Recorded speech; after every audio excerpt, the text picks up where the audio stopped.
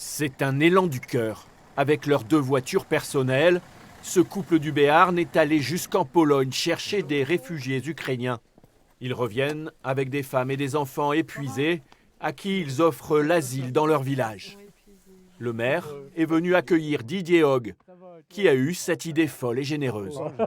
Bah écoute, je reviens avec plein d'infos pour aider encore les Ukrainiens et puis je suis content qu'on a réussi notre coup. Voilà, combien de kilomètres là? Alors on est 2500 km de Varsovie à ici, quoi. Voilà. Parce que c'est quelqu'un d'excessivement généreux, il est comme ça, il a le cœur sur la main, il ne supporte pas l'injustice. La femme de Didier l'a tout de suite suivi. 4 personnes les ont rejoints. Ils sont de retour avec 19 réfugiés. Ça nous tenait à cœur. Il fallait. Parce qu'on avait l'impression d'être inutile dans notre fauteuil. À regarder les infos, à subir. On savait qu'il y avait des gens qui attendaient. Les chambres d'hôtes de la maison du couple sont désormais occupées. La solidarité villageoise commence à jouer. Des gîtes pour l'hébergement, des dons de vêtements.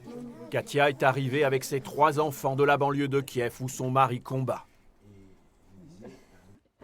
Nous sommes étonnés. Nous nous attendions à de l'aide, mais nous sommes impressionnés par l'accueil des gens qui nous aident en France. Ce qui est important, c'est de les accompagner au niveau du cœur et des relations sociales parce qu'ils vont être isolés. Pour l'heure, c'est le traducteur du téléphone qui permet de se comprendre. Ça va?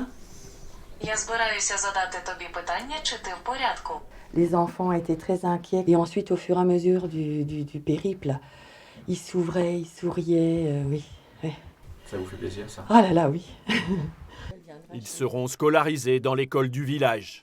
Déjà, Didier envisage d'organiser un autre convoi de réfugiés.